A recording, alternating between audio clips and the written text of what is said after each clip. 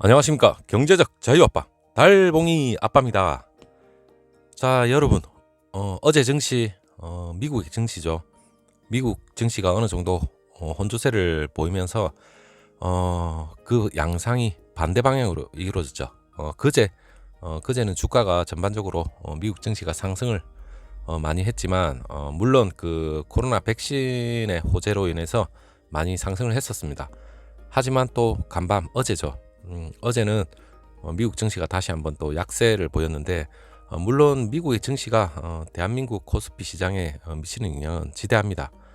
하지만 그 반대로 또 흘러갈 수도 있죠. 그렇기 때문에 이 주가라는 건 뭐 어느 누구도 알 수 없다. 저는 그렇게 말씀을 드리고, 그리고 삼성전자의 주가가 연일 계속해서 고공행진을 벌리면서 어제 그 삼성전자 보통주 같은 경우에는 약간의 조정이 오지 않았나 이렇게 생각도 해보지만 또 모르죠. 오늘 또 주가가 지금 현재 또 상승을 하고 있을지 그건 아무도 모릅니다. 물론 저는 오후 늦게 장 마감이 되면 다시 한번 확인을 해보겠지만, 오늘 역시 일단 기대감은 있지만 그래도 항상 언제든지 대비는 해야 된다, 이렇게 여러분들한테 말씀을 드리고 싶습니다. 자, 삼성전자가 삼성전자 역대급 주가 전망이 계속해서 있지만 결코 방심은 하지 말자, 이러한 주제로 제가 여러분한테 말씀을 드리고, 그리고 언제든지 삼성의 그 반도체, 삼성전자란 큰 기업이 위기는 언제든지 올 수도 있다, 이란 말로 여러분들한테 뭐 혼란을 주기 위해서 이 영상을 오늘 촬영을 한 건 아니고, 언제든지 우리가 초우량 기업에 투자를 하고 있지만 그 우량한 기업이 언제 한순간에 위기가 올지도 모릅니다. 그 위기라는 건 물론 펀더멘탈이 깨질 수도 있겠지만 그 기업의 오너의 문제나 여러 가지 대외적인 문제, 여러 가지가 복합적으로 움직이겠지만, 물론 삼성전자의 그 오너십, 그리고 고 이건희 회장의 그 DNA가 이재용 부회장도 물론 삼성전자의 이건희 회장을 그 전 고 이건희 회장을 많이 습득을 했을 겁니다. 그리고 경영 철학이나 이런 것도 많이 습득을 했기 때문에 그렇게 그 삼성전자의 경영과 관련돼서는 그렇게 흔들리지는 않을 거다, 이렇게 생각하지만, 사법 리스크도 물론 해결이 돼야 되겠지만 앞으로 삼성전자가 해야 될 일은 무궁무진하게 많습니다. 기업의 좋은 전망은 계속해서 나오지만 한번 여러분들이 그 삼성전자에 투자를 하고 있는 입장에서 늘 공부는 하셔야 됩니다. 물론 저 같은 그 유튜버들이 있기 때문에 그 기업에 대한 실적이나 전망, 여러 가지 얘기를 항상 좋은 정보 속에서 여러분들이 충분히 판단할 수 있는 근거는 되지만, 하지만 그 기업이 어느 순간 좀 약간 실적이나 전망이나 여러 가지 문제가 생기기 시작한다면 언제든지 여러분들은 주주로서 다시 한번 또 생각도 해볼 수 있는 그런 계기가 됐으면 좋겠습니다. 자, 삼성전자, 꼭 삼성전자뿐만 아니라 기업에 대한 여러 가지 여러분들이 향후 투자를 함에 있어서 기준이 됐으면 하는 바람으로 오늘 한번 그 모 칼럼에서 나온 얘기를 여러분들하고 한번 공유를 해보겠습니다. 자, 삼성전자 말도 많고 탈도 이때까지 많았습니다. 하지만 자명한 사실은 대한민국 1위 기업이고 세계 초일류 기업이라는 건 지금 현재 변함이 없습니다. 시작해 보겠습니다. 자, 오르기도 어렵고 지키기는 더 어렵다. 물론 기업이죠. 운동선수나 그 기업가에 있어서 세계 1위에 대한 부담감, 삼성전자의 세계 1위 너무나도 많죠. 하지만 그 부담감은 이만저만이 아닙니다. 예를 들어서 그 골프 왕제 타이거 우즈죠. 그리고 무적복서 무하마드 알리도 있습니다. 결국에는 세계 타이틀을 자기네들이 1위를 군림하다가 결국엔 내줬죠.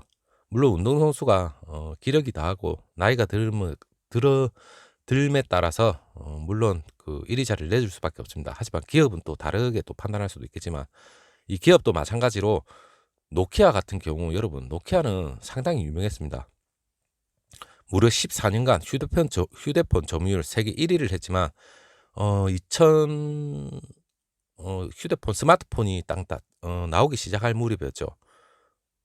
아니랬죠. 어떻게 보면 노키아가 세계 1위를 했지만 스마트폰에 결국엔 밀려가지고 세계의 흐름을 패러다임을 잃지 못한 것 같아요. 그때 당시 노키아가 내리막길을 완전히 걸어버렸습니다. 그리고 필름 업체 코닥, 그리고 자동차 부품 업체 델파이, 한때 세계를 완전히 호령을 했죠. 하지만 디지털 카메라가 점차 확대가 되면서 코닥이죠. 거의 뭐 무너져 버렸죠. 디지털 카메라 확대와 그리고 고정비 부담에 따른 그 적자 증가로 결국에선 왕좌에서 내려와야 돼. 그러한 처지까지 이르렀죠. 그리고 그 글로벌 시장은 말 그대로 정글입니다. 정글. 아무리 높은 점유율의 업체라 하더라도 미래 기술 개발이나 비용 감축을 통한 그 경쟁력 확보 갖추지 않으면 곧바로 후발주자들한테 따라잡히게 됩니다. 그 대표적인 게 삼성전자하고 종합 반도체의 경쟁업체, 결국 반도체 업체의 1위죠. 인텔이 어떻게 보면 대표적인 예라 할 것 같은데, 인텔도 지금 내부적으로 엄청나게 지금 개선을 하려고 노력을 하고 있습니다. 물론 인텔도 그 선택과 집중을 하기 위해서 결국엔 삼성과 파운드리 부분에 있어서 결국 같이 협력을 해야 되지, 그러할 날이 분명히 올 거라 생각하고 있고, 특히 4차 산업혁명 시대로 그 접어들면서 정보통신 기술 융복합이 활발하게 이루어지고 있는 상황에서 어느 기업에서 새로운 기술을 먼저 선보이고 그리고 업계를 주도할지 예측하기란 엄청나게 힘듭니다. 얼마 전에 그 미국의 그 메모리 반도체 기업이죠. 마이크론 테크놀로지. 이 얘기는 계속해서 나오고 있는데, 세계 최초로 그 176단 그 낸드 플래시 메모리 양산을 시작했다고 발표를 했습니다. 저도 영상을 여러분들 올려드렸고, 몇몇 유튜버님들도 영상을 많이 올린 걸로 알고 있습니다. 어깨를 깜짝 놀라게 했죠. 마이크론 테크놀로지가 그 낸드 플래시 부분 점유율이 고작 그 세계 4위 기업 정도 되는데, 점유율 1위 기업인 그 공룡이죠. 삼성전자의 그 기술력으로 그 넘어섰다고 이렇게 언론에서 나왔습니다. 기존의 그 128단을 넘어서 7세대 V낸드 개발을 진행 중인 그 삼성으로서는 엄청나게 충격파가 적지 않은 것 같은데, 물론 여러분 이게 꼭 뭐 128단, 176단 이것도 물론 중요하겠지만, 일단 기술적 테크적인 건 여러분들한테 일단 약간은 지양을 하고, 일단 삼성전자로서도 7세대 V낸드 역시 176단과 거의 비슷할 정도 아니면 그 이상이 될 수도 있겠지만 결코 삼성전자가 이걸 가만히 보지는 않을 겁니다. 여러분 너무 걱정은 안 하셔도 될 것 같아요. 그리고 낸드 플래시 부문 그 글로벌 5위죠. SK 하이닉스 같은 경우에도 최근에 그 인텔의 그 낸드 사업 부분 인수를 결정을 했죠. 점유율이 바로 뭐 2위로 올라설 정도로 이 점유율에 대해서는 확실히 그 인수를 했기 때문에, 인수를 확정난 건 아니지만 인수를 결정함으로써 엄청나게 점유율을 올릴 걸로 예상이 됩니다. 그리고 마이크론하고 SK 하이닉스가 삼성전자를 추격의 가시권에 어떻게 보면 둔 셈인데, 삼성전자로서도 이때 이거 역시 또 가만 안 있을 겁니다. 삼성전자가 그 D램 분야의 그 세계 1위로서 앞으로 이 자리를 수성을 하고 있을지 그거는 향후 미래에 가서 판단을 해야 되겠지만, 삼성은 이 철학이 지킬 건 확실히 지킨다, 초격차로 벌린다, 이게 모티브이기 때문에 일단은 우리가 지켜봐야 될 부분이고, 그리고 그 차세대 D램 규격이죠. 그 DDR5가 생산 경쟁에서 D램 2위인 SK 하이닉스가 지난달 기존의 그 D램보다 데이터 전송 속도가 최대 한 1.8배 정도 향상된 그 DDR5를 세계 최초로 출시했다고 공개까지 했습니다.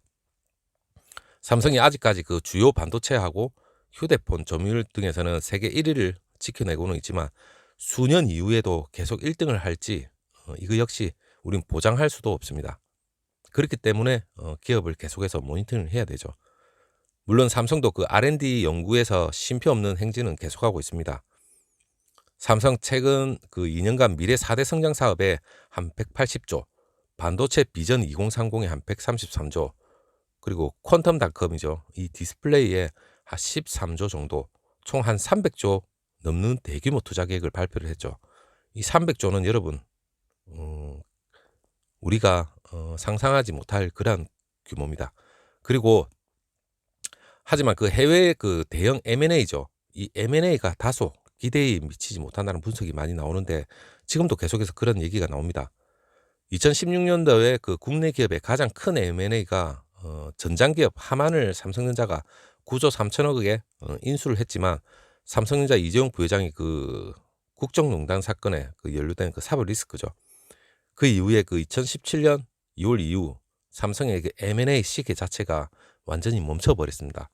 뭐 그 이후로 뭐 짜실짜실하게 조그만 거는 뭐 인수가 있었지만 아직까지 그 지금 거대 팹리스 업체들의 굵직굵직한 그러한 정도와 비교를 해보자면 아직까지도 더딥니다. 분발을 해야 됩니다. 그리고 최근에 그 IT 기업들이 그 광범위한 M&A를 보이고 있는 결과가 상당히 대조되는 모습인데, 마이크론이 최근에 그 낸드 부분에서 그 두각을 나타낼 수 있었던 그 원동력이죠. 그게 2013년 당시 그 디램 시장 세계 3위인 일본의 그 LP다입니다. 이것 또한 인수를 한 게 무관치 않습니다. 그리고 기업이 그 경쟁력 확보를 위해서 자체 기술 개발도 상당히 중요하지만 그 앞선 업체들한테 그 기술력을 갖춘 업체들을 인수합병을 하는 게 상당히 시너지 효과가 크죠. 이정 부회장이 그 지난달 이건희 회장의 그 별세로 인해서 본격적인 총수 경영을 하게 됐는데, 앞서 그 지난 그 5월달 후계 경영 포기하고 노조 활동 보장, 뉴 삼성으로 그 변화에 대한 의지도 엄청나게 보였죠. 이제는 그 삼성이 그 삼성을 포함한 그 기업들에 대해서 사실상 제가 정부에 대한 그런 비판적인 얘기는 저는 안 합니다. 하지만 그 정부의 그 전향적인 자세가 어느 정도는 필요하지 않을까, 그렇게 제 나름대로 생각도 해봅니다. 하지만 현실이 좀 그렇지는 못하죠. 세계 최고 수준의 그 상속세를 포함해서 물론 삼성전자의 세제 부담도 있고 최저임금 인상, 그리고 주 52시간 확대, 각종 환경 규제도 물론 있습니다. 그래서 뭐 한간에는 한국에선 기업 못 해먹겠다, 이런 얘기도 뭐 여기저기서 나왔지만, 한국 상황과는 달리 그 미국 있죠. 미국 그리고 중국 주요 업종 그 경쟁력 강화를 위해서 정부가 직접 뭐 엄청나게 나서고 있죠. 대표적인 것이 그 중국 반도체 굴기 그 미국의, 그리고 반도체 리쇼어링 제조업 본국 획입니다. 미국이 그 세계의 그 유수의 파운드리 업체들을 자국 영토에 계속해서 불러들이고 있고, 무려 한 27조 정도 이상을 지원하는 법안까지 만들고 있죠. 중국 역시 반도체 굴기를 내세워서 엄청난 투자를 하고 있는데, 미국의 제재 때문에 엄청나게 지금 흔들리고는 있지만, 이거 역시 각 정부에서 상당히 지금 노력을 해줘야만 앞으로 21세기 24차 산업혁명 시대 때 삼성전자가 앞으로 나아갈 수 있는데 원동력이 될 수 있을 거라 생각을 해봅니다. 자, 삼성전자 주가 물론 고공행진 뒤에는 항상 조정이 따르고 흔들릴 수도 있습니다. 저 역시 여러분들하고 똑같은 그 주주로서 엄청나게 급등을 하면 물론 마음 한구석에는 이익 실현을 하고 다시 폭락을 기다렸다가 다시 또 들어가고, 참 아름다운 설계죠. 하지만 그 주가라는 건 절대 알 수가 없기 때문에 그렇게만 된다면 세상 어느 누구나 전부 다 경제적 자유를 다 누리고 있겠죠. 그렇기 때문에 기업에 대한 모니터링을 하면서 항상 장기 투자로서 편하게 나가야 됩니다. 여러분들하고 함께 하겠습니다. 자, 오늘은 삼성전자 주가가 고공행진을 벌인다는 그런 축제적인 그러한 얘기보다, 언젠간 기업은 위기도 올 수 있다는 그런 경각심을 불러일으키기 위해서라도 한번 여러분들하고 좀 뇌를 좀 약간 정화를 좀 해봤습니다. 자, 하지만 삼성전자의 주가는 항상 관심의 대상이 됩니다. 자, 여러분들하고 함께 장기 투자하겠습니다. 형님 누님들 구독자입니다. 감사합니다.